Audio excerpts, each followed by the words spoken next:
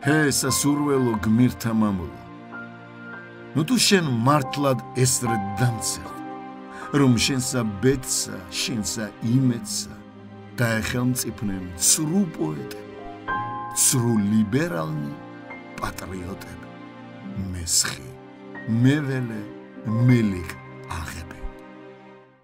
გრიგოლ ორბელიანი, ისმინე ადამიანო.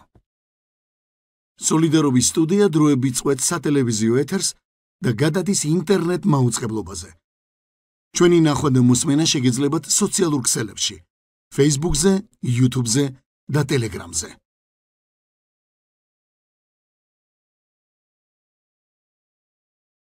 ამიერიდან შეგიძლიათ თვალყური გვადევნოთ მხოლოდ ინტერნეტში და ჩვენს სოციალურ ქსელებში. გამოიწერეთ ჩვენი Facebook გვერდი, YouTube არხი და Telegram არხი. მოგძებნეთ ქართულად და ინგლისურად. სოლიდარობა მშვიდობისთვის. Solidarity for peace.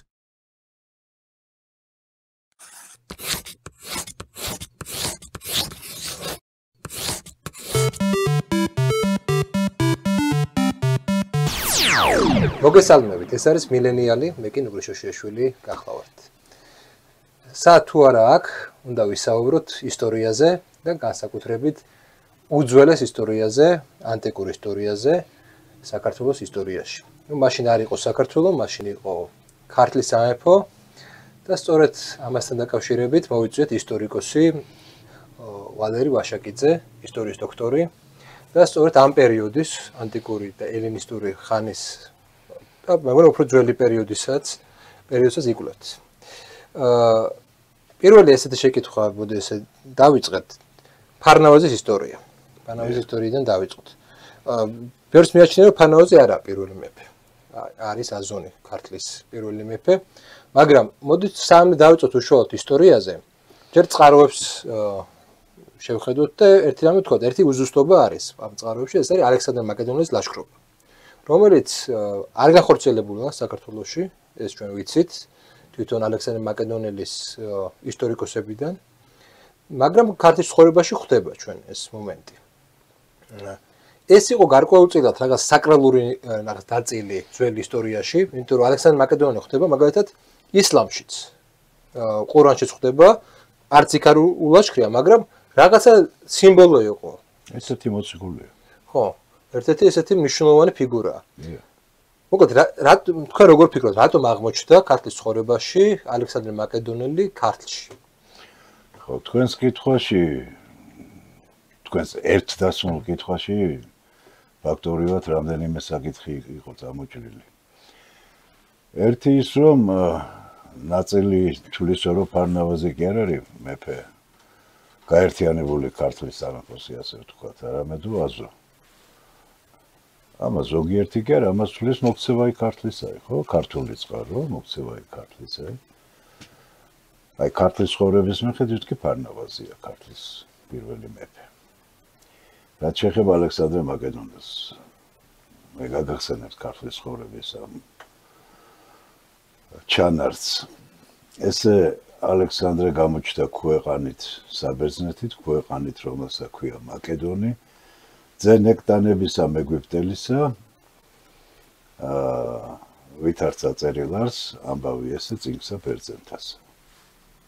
ასე იწყებს ალექსანდრეს გამოსვლის შესახებ თხრობას, ქართლის ცხოვრება ჩვენი უძველესი მატიანეთა კრებული. ჩვენი ეროვნული საისტორიო წყარო, შვენება, ხო? იმიტომ რომ ქართული ცნობიერება ნიკო ბერძენიშვილი ბრძანებდა სამ სვეტს ეფუძნებოდა. ეს იყო სახარება, ვეფხისტყაოსანი და ქართლის ცხოვრება. ასე რომ ქართლის ცხოვრება არის ის წიგნი, რომელზეც იზრდებოდა ქართული ელიტის უწყინვალესი წარმომადგენლები. ახლა რა არის ამ მონათხრობში სარწმუნო და საიდან შეიძლება გაჩენილიყო ეს ქართლის ცხოვრებაში?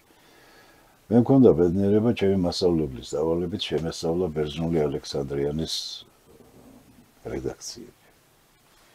იმიტომ რომ ეს თხზულება, რომელიც ფსევდოკალისთენეს მიეწერება, ბერძნული ალექსანდრიანი, ანუ რომანი ალექსანდრიის შესახებ ძველ მსოფლიოში ძალიან ცნობილი იყო.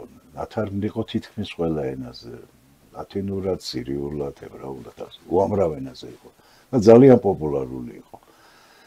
აი ამ საკითხის კვლევა მე მიმიყვანა ერთ დასკვნამდე, რომ ქართლის ცხოვრების ავტორი, როდესაც ამბობს, რომ ვითარც საწერილ არს ამბავი ესე წიგნსა ბერძენთასა, აი ეს წიგნი ბერძენთა უნდა იყოს ბერძნული ალექსანდრიანი.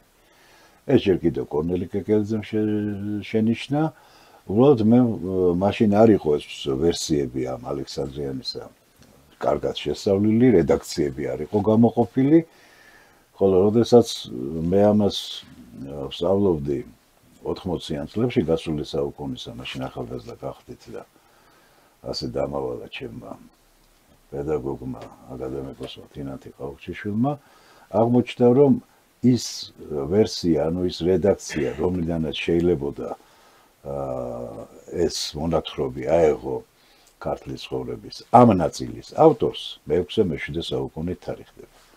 რა თქმა უნდა, ალექსანდრე მაკედონელს თავად ფეხი არ დაუდგავს ისტორიული საქართველოს ტერიტორიაზე. თუმცა თქვენ ჩემი კოლეგა ბრძანდები და მოგეხსენებათ ბერძენი გეოგრაფოსის და ისტორიკოსის სტრაბონის ცნობა, სადაც არის ნათქვამი, რომ ალექსანდრემო თავისი სარდალი მენონი გაგზავნაო სისპირიტიდაში, სადაც ოქროს და ვერცხლის დიდი საბადოები იყო, თუმცა ეს მარბიელი ლაშქარი ადგილობრივთაგან უკუგდებულ იქნაო.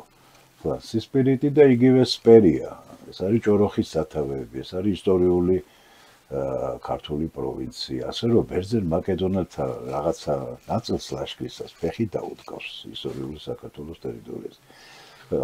რატომ ალექსანდრე მაკედონელი? ეს იყო მართლა ძალიან პოპულარული პიროვნება და ეს მან თავისი მოღვაწეობით, თავისი დიდი ნიჭიერებით, თავისი დიდი მხედართმთავრული გაქანებით, თავის დიდი საქმეებით, და ამიტომაც ალექსანდრე დიდი, ხო, ასე მოიხსენიებდნენ, ხო?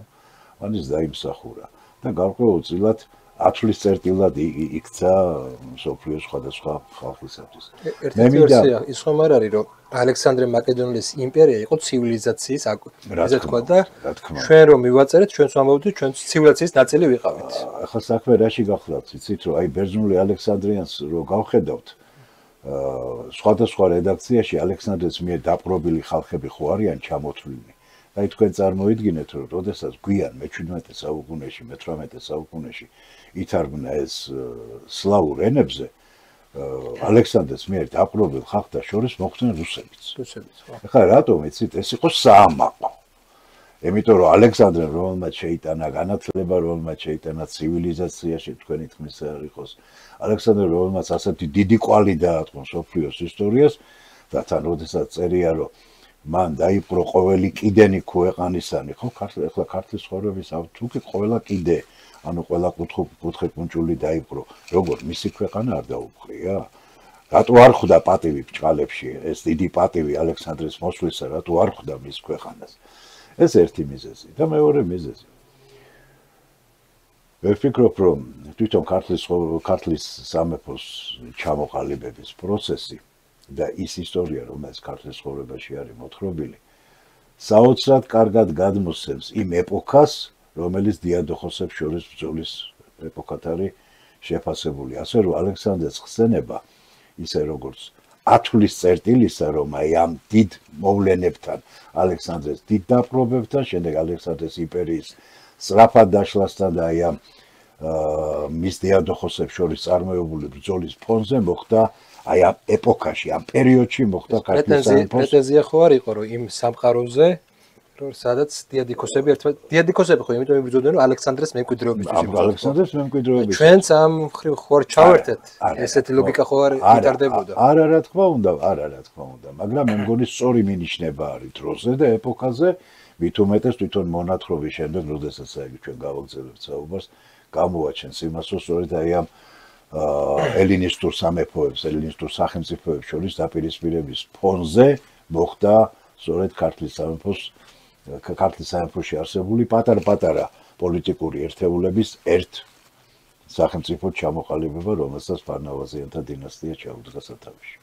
მოდით სანამ უშუალოდ ფარნავაზზე გადავალთ. ცნობები წერილობით ესეთი არა გვაქვს, მაინც და მაინც მრავალი. მაგრამ რა იყო ზოგადად საქართველოს, აღმოსავლეთ საქართველოს ტერიტორიაზე? თუ კი ჩვენ ვიცით დასავლეთ საქართველოს ტერიტორიაზე გვაქვს წერილობითი წყაროები, გვაქვს მითები, გვაქვს ლეგენდები, გვაქვს სხვადასხვა ჰეროდოტეს ცნობები. აღმოსავლეთ საქართველოსზე ესეთი ინფორმაცია უფრო ნაკლები არის. მაგრამ აღმოსავლეთ საქართველოში გვაქვს უფრო მეტი მდიდარი არქეოლოგიური მასალა. ჩვენ ვიცით, რომ აქ არსებობდა ბევრი ქალაქები. ასევე ქართლის ცხოვრებიდან ვიცით, რომ აქ იყო მამასახლისების ინსტიტუტი და დაახლოებით აი როგორ შეიძლება წარმოვიდგინოთ, როგორი იყო ქართლი აზომდე. აზოფარნავაზამდე, ხო? აზოფარნავაზამდე. წერილობითი წყაროები ჩვენ აღმოსავლეთ საქართველოს შესახებ არა გვაქვს, მაგრამ სამაგიეროდ გვაქვს ძალიან დიდარი მასალა ასურული და ურარტული წყაროებისა ისტორიული საქართველოს სამხრეთ და სამხრეთ-დასავლეთ რეგიონებზე. ეხლა ეს არის ფაქტობრივად ისტორიული მესხეთი, ხო? ხა თუ ჩვენ ქართულ ისტორიოგრაფიაში გამოთქმულ მოსაზრებებს სალათ შევაფასებთ, სრულიად დამაჯერებელი ჩანს ბატონი გიორგი მელიქიშვილის მოსაზრება, რომ ქართულ ენაზე მოსაუბრე ეთნოსები განსახლებულიყვნენ გაცილებით ფართო ტერიტორიაზე, ვიდრე დღეს ჩვენ საქართველოს წარმოგვიდგენია. ფაქტობრივად ისინი ვანის ტბამდე აღწევდნენ. დღევანდელი სომხეთის ტერიტორია. დღევანდელი სომხეთის ტერიტორია და დღევანდელი თურქეთის ტერიტორიაც. ხო. ეხლა საქმე იმაში გახლავთ, რომ როდესაც ჩვენ ვლაპარაკობთ მაგალითად ძველი სათავისოს მე-12 საუკუნის მიწურულის ასურეთის სამეფოზე ტიგლათ-პალასარ პირველზე მაქვს საუბარი, რომელიც ძველი სათავისოს 1115 წელს ავიდა ტახტზე და მის მიერ დიაოხის ქვეყნის დალაშქვრაზე ჩვენ არ უნდა შემოვიფარგლოთ მარტო იმით, რომ დიაოხი ეს არის დღევანდელი ტაო. როგორც ჩანს, დიაოხი გაცილებით უფრო ფართო ტერიტორიას მოიცავდა. ის რომ მას ძველი ასურელები დიაოხს უწოდებდნენ, ხოლო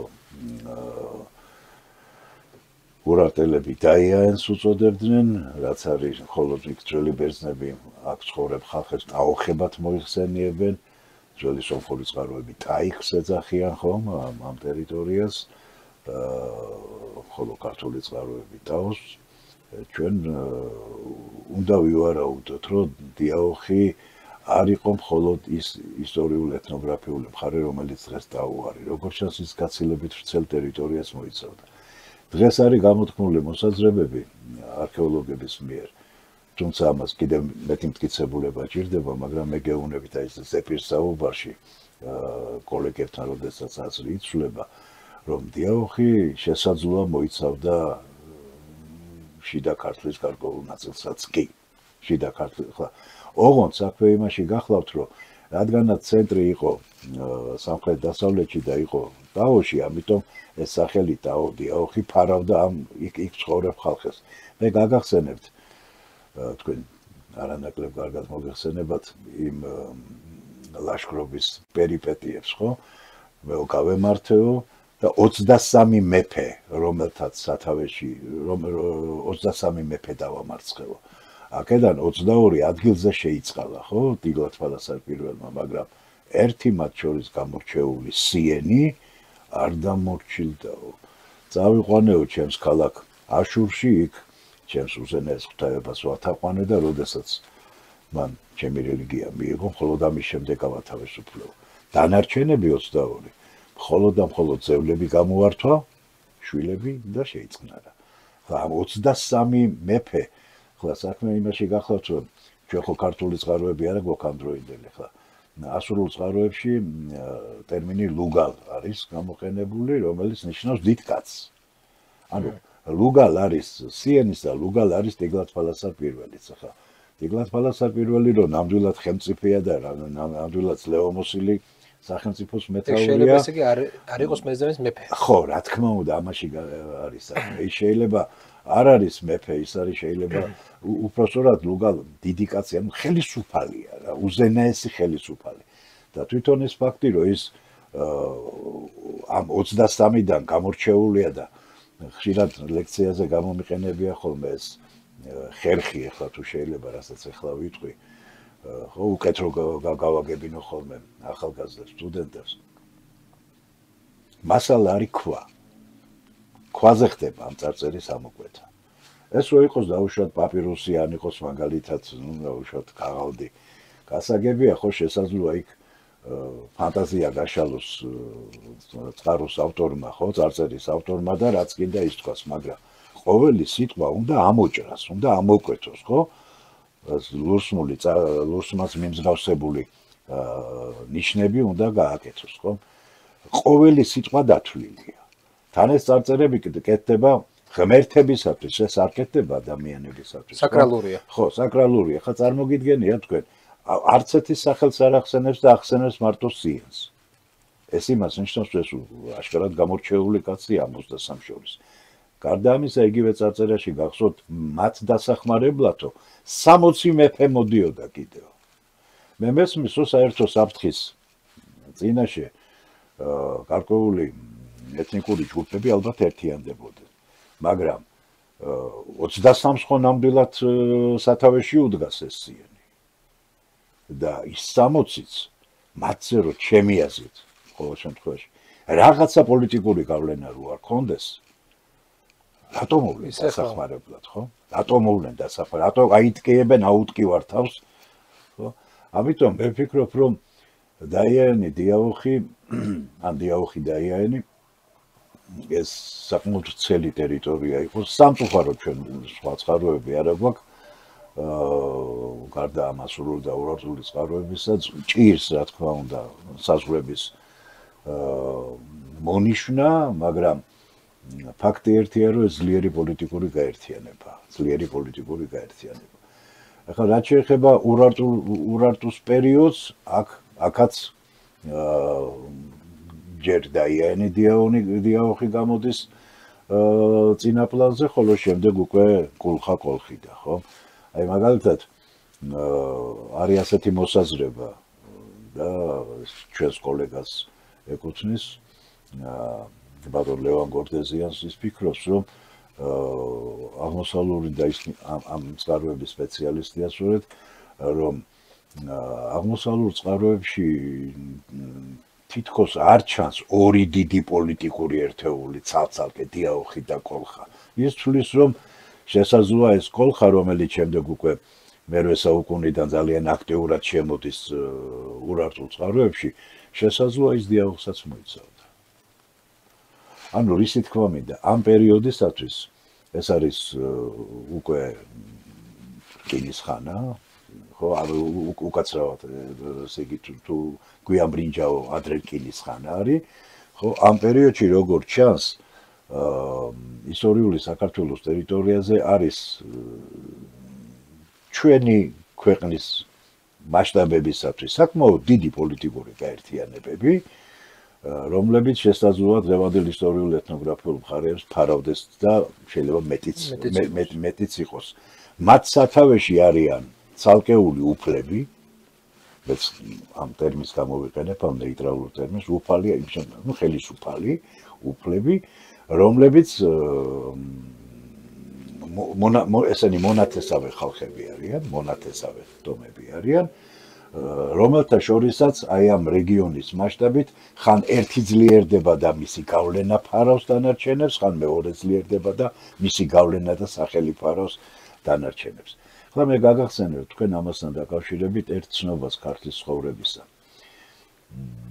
ახლა ქართლის ცხოვრების დასაწყისი ნაწილთან დამოკიდებულებაში ივანე ჯავახიშვილი ფრიად ფრთხილი იყო, გახსოვთ, ხო? და სუპერკრიტიკული დამოკიდებულება და დღესაც კი არის ამაზე ლაპარაკი.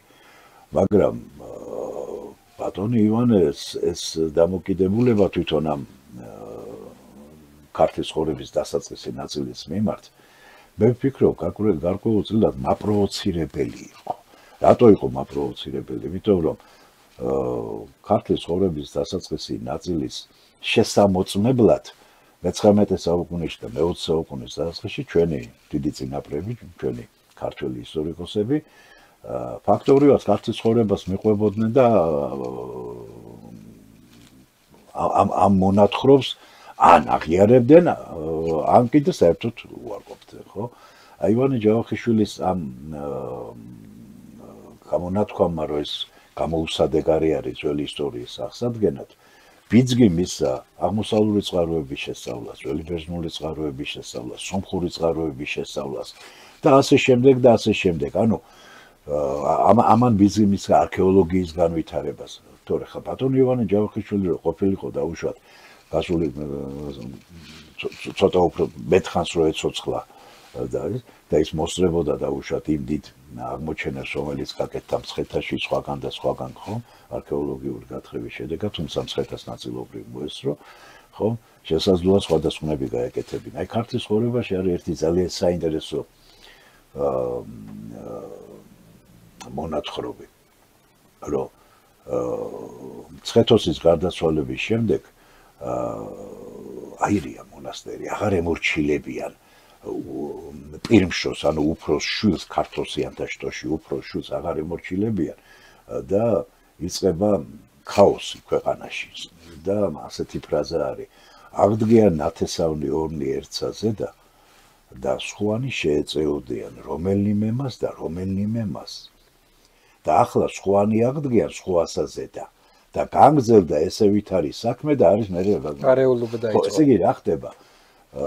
ხდება ის, რომ აი ეს ნათესავი თუ ჩვენ ვიგულისხმებთ, რომ გარკვეული პოლიტიკური ერთეულების და აი ამ ნათესავების მიერ შექმნილი არის, პირველობისათვის ბრძოლა მიდის. ბუნებრივი ერთი მეორეს იმორჩილებს, ამ შემთხვევაში ვიღაცა მიემხრობა მას.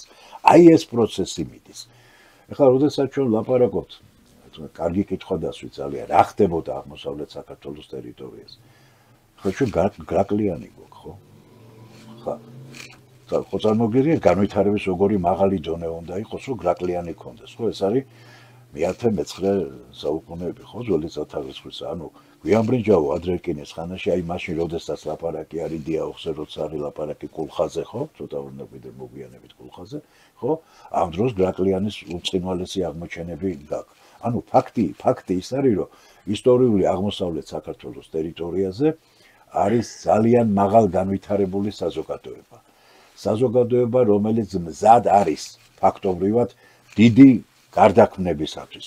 მაგრამ ამ დიდ გარდაქმნებს სრულიად ხელშემწყობი მიზეზები თუ არ ექნება, საგარეო ხელშემწყობი მიზეზები, ბუნებრივია ეს პროცესი არ მოხდება. ესე იგი, წარმოგიდგენიათ ასურეთის დამანგრეველი ლაშქრობები, ურარტყელთა შევახსენეთ, რომ ასურელები იყვნენ ყველაზე მილიტარისტული საზოგადოება, რომელმაც თავის დროზე ეს იყო ფაქტობრივად პირველი იმპერია, პირველი დიდი მსოფლიო იმპერია, რომელიც აზანზარებდა იმ დროინდელ სამყაროს, ხო?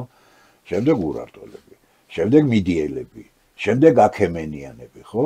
და აი აქემენიანები, ხა დაპყრობილი ხალხი არ ვითარდება. თუ გახსოვთ და ალბათ გახსოვთ, პლუტარქე თავის პომპეუში ასეთ რამეს წერს იბერებზე, ანუ აღმოსავლეთ ქართველებზე ამ შემთხვევაში. წერს, რომ ეს ხალხიო არც ალექსანდრეს დაუპყრია და არც აქემენიანებს ემორჩილებოდენო და არც ალექსანდრეს დაუპყრიაო. ხა შემჩნეულია ქართულ ისტორიოგრაფიაში, რომ ფაქტობრივად ესო შესაძლოა პომპეუსის განსადიდებლათაც კი გამოიყენა პლუტარქემო, რომ აი ვერავინ ვერ მოერია, მაგრამ აი პომპეუსმა დაამარცხა, პომპეუსმა დაიმორჩილა, ხო რომმა დაიმორჩილა. და მე ვფიქრობ, ალბათ ეს ასეც არის, იმიტომ რომ აი უკანასკნელი ხანების გათხრები, არქეოლოგიური გათხრები აჩვენებენ რას, რომ ძველი სათავისის მე-5 საუკუნე, მე-4 საუკუნე აღმოსავლეთ საქართველოში ძალიან დიდი აქემენიდური კულტურის გავლენა არა. მერეც ძალიან დიდია, მაგრამ აი მაგალითად გუმბათში აღმოჩენილი არის, სოფელ გუმბათში აღმოჩენილი არის სასახლის ნაშთები და მისი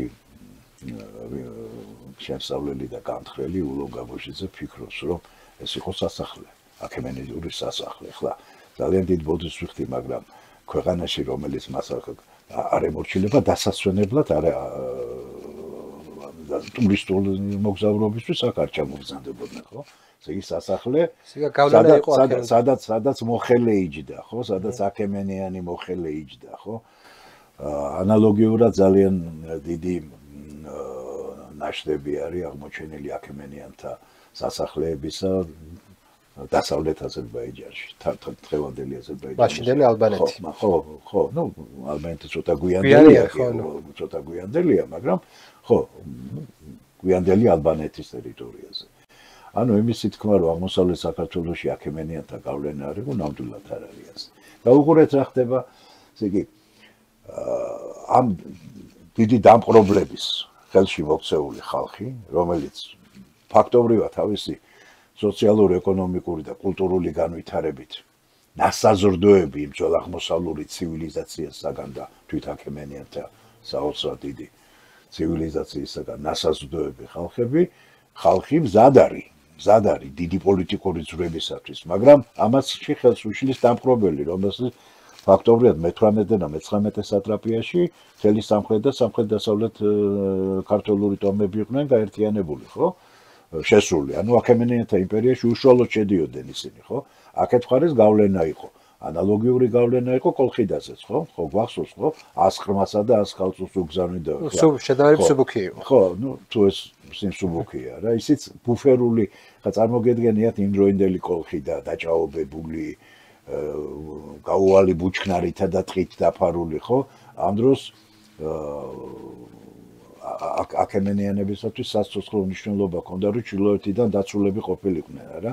ამიტომ მათ საშუალება მისცეს კოლხებს, რომ მათ შეექმნათ რაღაცა სახელმწიფოს მაგვარი, რომელიც ჩრდილო-დასავლეთიდან დაიცავდა აქემენიანებს, თუმცა იქნებოდა მათი ინტერესის გამტარებელი და მორჩილი სახელმწიფო. იმასაც თუ გავეთვალისწინებთ, რომ აქემენიანები დამარცხდნენ სკვითებთან.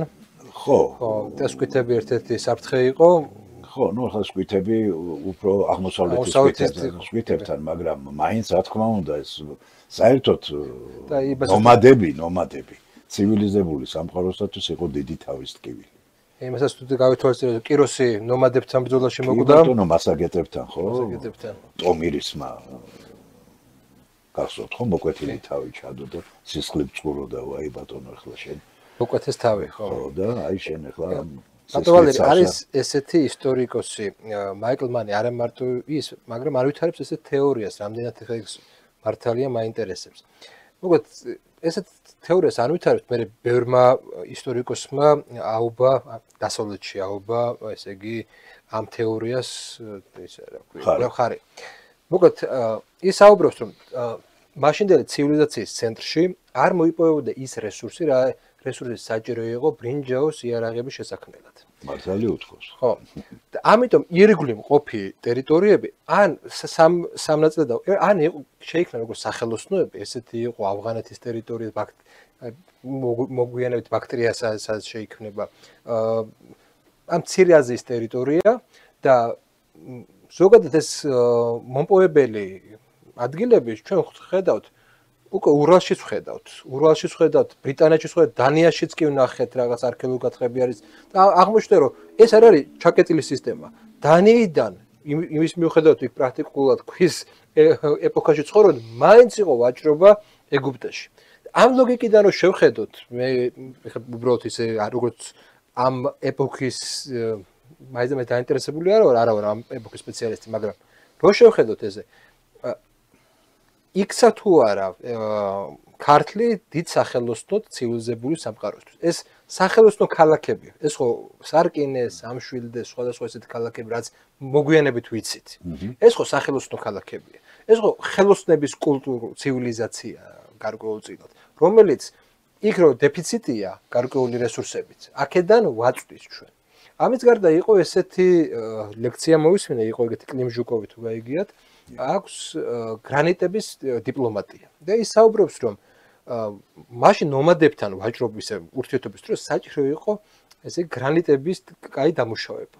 და ჩვენ თუ ნახავთ ამ გრანიტების დამუშავების ტექნოლოგიას, ნახავთ, რომ აქ საკმაოდ მაღალი დონის ხელოსნები ჰყავდა, გაცილებით მაღალი დონის ვიდრე მთელ რიგ სახელმწიფოებს და ის რომ შენ გევაჭრა და ჯარი დაგიქირავებინა, გჭირდებოდა სწორედ ეს ხელოსნები. და ეს ხელოსნები არსებობენ აქ სადღაც ახალ წელთაღრიცხვის მე-6-მე-7 საუკუნეში ქრება მათი კვალი. მაგრამ მე-6-მე-7 საუკუნემდე აშკარაა რომ ჩვენ ვიყავით რაღაც დიდი ესე ვთქვათ ქარხანა ცივილიზაცია, სახელოსნო ცივილიზაცია. შეიძლება ეს რაღაცნაირად იყოს მართალი თუ აქ რაღაცა დეფექტია თეორიას. არა თუ მართალი, ჭეშმარიტებას ვზანებთ, იმიტომ რომ თუ ჩვენ გავითვალისწინებთ თანამედროვე არქეოლოგიური გათხრების მონაპოვარს, მთელი სამხრეთ-დასავლეთ საქართველო არის მეტალურგიის ცენტრი. მე მინდა ერთი რამე თქვა, არც ერთ ეპოქაში ალბათ ჩვენი წინაპრები ისე თანასწორად არ უყურებდნენ იმდროინდელ ცივილიზებულ სამყაროს, როგორც ბრინჯაოს ხანაში. მტკვარ-არაქსის კულტურა, ხო, ანუ ადრე ბრინჯაოს ხანა, რომელიც მე-4000 დაიწყება და მე-3000 შუა ხანებამდე მოდის, ხო? აქ არის ცენტრი, მეტალოგენური ცენტრი არის, აი თანამედროვე აჭარა და მისი მიმდებარე თურქეთში დღეს ყოფი ქართული ტერიტორიები. აღმოჩენილი არის ყალიბები. სადაც ხდებოდა ბრინჯაოს ბლოკების ჩამოსხმა, თუ შეიძლება ასე ითქვას, რომელიც აუცილებლად სწორედ ვაჭრობის გზით გადიოდა ამ ქვეყნებში. არ არის ახალი ეს მოსაზრება, იმიტომ რომ ქართული ისტორიოგრაფიაში გამოთქმული იყო, მაგალითად ბატონ გიორგისაც ჰქონდა ამაზე თავის დაკვირვება, რომ ერთ-ერთი ინტერესი, რაც იგივე ასურეთს და ურარტუს ჩრდილოეთით და ჩრდილო-დასავლეთით დაპყრობებისკენ უბიძგებდა, ეს იყო მსხვილი მეტალურგიული წარმოების ხელში ჩაგდება. ამ დროს შუა ბრინჯაოს, ადრე ბრინჯაო და შუა ბრინჯაოსზე გარდამავალ ხანაში არქეოლოგთა დაკვირვებით ისიც კი არის დადასტურებული, რომ მადანმომპოვებელი და მწარმოებელი უკვე სხვადასხვა რამ არის. ესე იგი, მადანს ერთი ჯგუფი მოიპოვებს, ცენტრი მოპოვებისა ერთგან არის, მასთან ახლოს, მაგრამ სხვა ჯგუფი არის გადამამუშავებელი. ეს შრომის დანაწილება, ეს საოცრად წინ სოფლიოს რა თქმა უნდა, ეს ძალიან წინწასული საზოგადოებაა. აი მაგალითად, ეხლა მდინარეების სახელს აზრი არ აქვს, რო ვთქვა, იმიტომ რომ აი პატარა მდინარეები, რომელიც აჭარაში დაუშვათ, ჭოროხის შესართავები, ხო? შეისწავლეს ახლა ჩვენმა არქეოლოგებმა, განსაკუთრებით ჩვენმა აჭარელმა კოლეგებმა და გამოაქვეყნეს კიდევაც ეს მასალები, თუ არ მეშლება 2019-ში თუ 2020-ში გამოქვეყნდა, ასეც ქვია აჭარა მეტალოგენური კერა და რა აღმოჩნდა ახლა. ესე იგი ამ კლდოვან იმაში რა ქვია, კალაპოტში არის ამოჭრილი ორმოები. ეს მთის მდინარეებია მოგეხსენებათ, ვიწრო პატარა კალაპოტებია, კლდოვანი კალაპოტები, ხო? ამოჭრილი არის ორმოები, სადაც წყალს მოაქვს გამორეცხილი მეტალები, ესენი არიან ეს არის ზედმეტად ფერადი მეტალები. ფერადი მეტალები, რომელიც აქ გროვდება. შემდეგ ამას იღებდნენ და სპეციალური ბორბლის საშუალებით, ესე იგი, ხდებოდა დანახვა ამ იმის, რა ქვია, იყო ხომ ამაში კარგად ვერ ვერკვევი ტექნიკაში, მაგრამ რაღაცა ჰიდრავლიკური ჩაქუჩი იყო გაკეთებული ქვისაგან, რომელსაც ბორბალი ატრიალებდა, ეს ჩაქუჩი ამას ნაყავდა სანახში და შემდეგ ხდებოდა გადადნობა. ეს ყველაფერი არის თვალნათლივ დადასტურებული, ეს არ არის ჩემი მოგონილი. ასე რომ ოდეში საკტრისის პერიოდი არის ეს? არა, უფრო გვიანდელი. საკტრისი უფრო ადრინდელია, ეს უფრო გვიანდელია, მაგრამ ყოველ შემთხვევაში, ესე იგი, ეს არის აი ბრინჯაოს ხანა, ხო, განსაკუთრებით შუა ბრინჯაო და გვიან ბრინჯაო ადრე რკინის ხანა, რომელიც არ ვიცი, ისე თვალნათლად არის წარმოდგენილი, რომ ეხლა თვალწინ მიდგას ის გამოცემა, ის ფოტოები გადაღებული, დაფიქსირებული, ყველაფერი შესწავლილი, აზომილი, გაზომილი, აწონილ-დაწონილი და სწორი დასკვნები გაკეთებული. ამიტომ ეს მოსაზრება, რომ დიახაც ლითონის მადნების ხელში ჩაგდება და ლითონ გადამამუშავებელი ცენტრების თავიანთ გავლენის ქვეშ მოქცევა, ეს იყო ერთ-ერთი უპირველესი ამოცანა. დიაკონოვი მოგახსენებათ, ხო, იგორ დიაკონოვი დიდი მეცნიერი ძალიან, რომელიც ძველი აღმოსავლეთის ისტორიის უბრწყინვალესი მცოდნე იყო. თქვენი გავლენით წავეკითხე მაგის თქმაც მინდა. ხო. იგორ დიაკონოვი აღნიშნავს, რომ მანამ სანამ არ იქნება ლითონი, მანამდე ცივილიზაციაზე ლაპარაკი ზედმეტია. აქედან გამომდინარე, წარმოგიდგენიათ, როგორ დაწინაურებული საზოგადოება იყო ისტორიული საქართველოს ტერიტორიაზე მცხოვრები ჩვენი წინაპრები, რომ აი ამ მეტალის წარმოებაში ფაქტობრივად, ესე იგი, ჩვენ ვიყავით ერთ-ერთი ცენტრი მეტალის გამოგონების და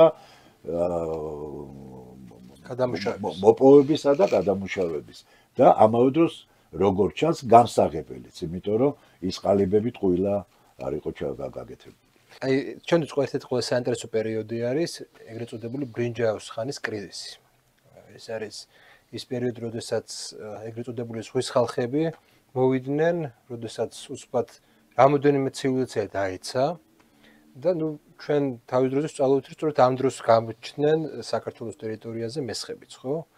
დაიწყეს შემოსვლა ნარკვევებში, საქართველოს ისტორიის ნარკვევებში ეწერა ესეთი რაღაცა, რომ ისინი ცხოვრობდნენ ჩრდილო-დასავლეთ შუამდინარეთის ტერიტორიაზე და ისინი გადმოვიდნენ ჩილოში მიგრაციით გადმოვიდნენ. რამდენად მართალია ეს უბრალოდ ჯერ ამას ვიკითხავ და მეორესაც ვიცი რომ ეს მცხეთის დაარსებას მასას უკავშირდება და რამდენად მართალია ესეც მაინტერესებს. ხო, ისევ რამდენიმე კითხვა ხა და ძალიან რთული. ხა რაც შეეხება ბრინჯაოს ხანის კრიზისს, ხო? რამ გამოიწვია ეს კრიზისი? მოგესალმებით, ეს ზღვის ხალხები, ეს არის მე-14-მე-13 საუკუნეები ძველი წელთაღრიცხვისა, ხო? ანუ შუა ბრინჯაო თავდება და გვიან ბრინჯაო იწყება. 1000-ნაირი ჰიპოთეზა იყო, მაგრამ მე პირადად ვიზიარებ იმას, რომ ეს იყო გლობალური დათბობის კვალვების გამო ხმელთაშუა ზღვისპირეთის ხალხები ეს მადანის ამოწურვა? არა, მადანის ამოწურვა ნაკლებად ეს იყო კატაკლიზმები, ეკოლოგიური კატაკლიზმები, რამაც აიძულა ხმელთაშუა ზღვისპირეთის ჭრელი მასა, აქ არის ერთგვაროვანი. ესე იგი, თუ არ მეშლება ეგვიპტურ ფრესკებზე 7 ხალხის იდენტიფიცირება მოხდა. უпростоოდ 7 ჯგუფი გამოიყო თავის ჩაცმულობის, შეიარაღების, ვარცხნილობის მიხედვით. აქედან ერთადერთი, ვინც არის იდენტიფიცირებული ბოლომდე, ეს არის ფილისტიმელები. მეტი არავინ. ეს ფილისტიმები როგორც ბერძნული წარმომავლობის. ხო, ვიცით როგორ არის? ვერავინ დღეს დედამიწის ზურგზე მეცნიერი არის, რომელიც იტყვის, რომ ესენი ანექიდან იყვნენ, ეს იყო ჭრელი მასა, რომელიც გაურბოდა შიმშილს და ეძებდა აღმოსავლეთში, ეძებდა საკვებს და ეძებდა თავშესაფარს. მაგრამ ახლა, როდესაც გამწარებული ადამიანები ერთიანდებიან და შეესევიან რაღაცას, ბუნებრივია იქიდან არაფერი აღარ რჩება. და ამათ ფაქტორიულად მათ დაამხეს ხეთების სამეფო, ხო, ძირითადად მათ დაამხეს, ხო? ანალოგიურად საოცრად დიდი ბრძოლები მიდის ეგვიპტეში, ხო? ეგვიპტე გადარჩა. ხო, ეგვიპტე გადარჩინა იმან, რომ ცოტა უფრო მოცილებით იყო, მაგრამ ვინც ცოტა ჩრდილოეთით იყო, ხო, ისინი სულ ყველანი ესე იგი ფაქტორიულად მათი გავლენის ქვეშ მოექცნენ.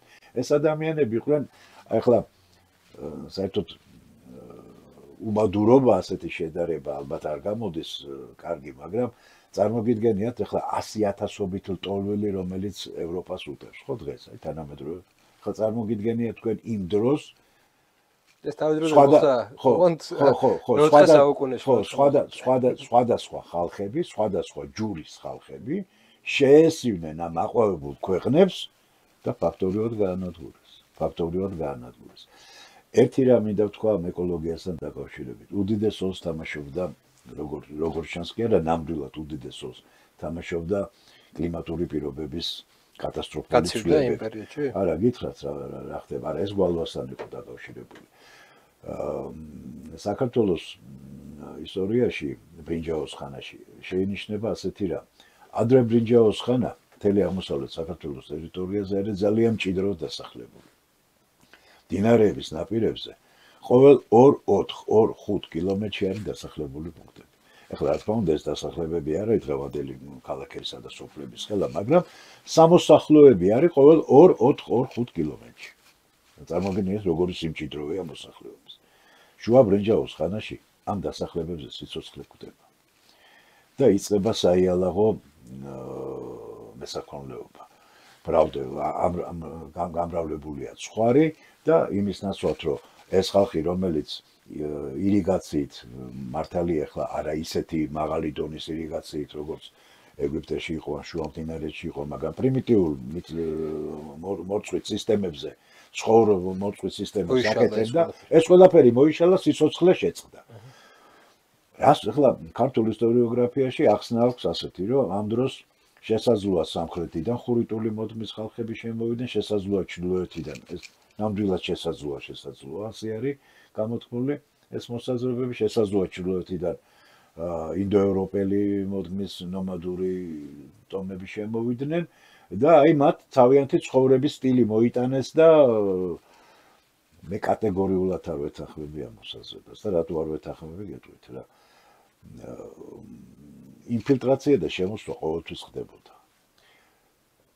მასობრივი შემოსვლაც რომ მომხდარიყო, ცხოვრების წესს განაპირობებს ის გეოგრაფიული და კლიმატური პირობები, რომელიც იმ რეგიონში არის.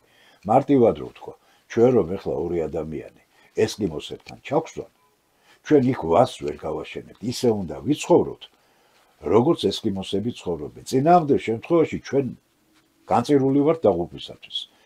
100,000 რო ჩვენ ვიყო და 5 ესკიმოსი სულ ერთია მათი ცხოვრების წესით უნდა ვიცხოვროთ. იმიტომ რომ ის კლიმატური პირობები, ის გეოგრაფიული გარემო განაპირობებს ცხოვრების წესს. თუ ტექნოლოგიები გაქვს? როგორი ტექნოლოგიაც არ უნდა გქონდეს. ეხლა ერთი წუთი წარმოიდგინეთ, მიწათმოქმედი ხალხი 2-4 კილომეტრში დასახლებული. წვრილი, მაგრამ საირიგაციო სისტემები. ეს ყველაფერი მოიშალა. რა ხდება ამ დროს? რა ხდება და 2200-დან, ანუ მესამე 1000 წლეულის მიწურულია. 1900 წლამდე ძველი წელთაღრიცხვისა 300 წლოვანი გვალვა არის დადასტურებული. 300 წლოვანი გვალვა. მთელი ანატოლია, მთელი ჩრდილოეთი ირანი, მთელი ჩრდილოეთი მესოპოტამია, ქალაქები არქეოლოგიურად ესე იგი შესავლილი, მიტოვებული ქალაქები. დამწვარი, დანგრეული კი არა, მიტოვებული ქალაქები. სად უნდა წასულიყო ბარში მცხოვრები ადამიანი გვალვის დროს? უნდა წასულიყო მთისწინეთში და მთაში, სადაც მეტი იყო სინოტივე და მეტი იყო წყალი. აქედან გამომდინარე, აი ცხოვრების წესი, რომელიც მიწათმოქმედი ჩვენი წინაპრისთვის იყო დამახასიათებელი, საიალაღო მესაქონლეობამ შეცვალა. გადის 300 წელი და უკვე შუაბრინჯაოს მიწურუს და ადრეკინეს ხანაში ყველა გორა ნამოსახლარი, რომელიც მიტოვებული იყო, თავიდან ცოცხლდება და ცხოვრება ისე გრძელდება. ესე იგი რა ხდება? შეიცვალა კლიმატური პირობები და ამ კლიმატური პირობების შეცვლამ განაპირობა მეურნეობის ტიპის შეცვლაც. ამიტომ ეს ზღვის ხალხების მოსვლაც ამასთან იყო დაკავშირებული და აი ეს დიდი ძვრებიც ადრე ბრინჯაოდან შუა ბრინჯაოზე გარდამავალ პერიოდშიც აი მაშინ ჩემი აზრით კლიმატური პირობებით უნდა აიხსნას და არა იმითი რომ ვიღაცა მოვიდა და ცხოვრების თავისი წესი მოიტანა. მადლობა ყურადღებისთვის, აუცილებლად გამოვა მეორე ნაწილიც და ჩავდებთ ის. უყურეთ აუცილებლად ძალიან საინტერესო საუბარია. მადლობა ყურადღებისთვის.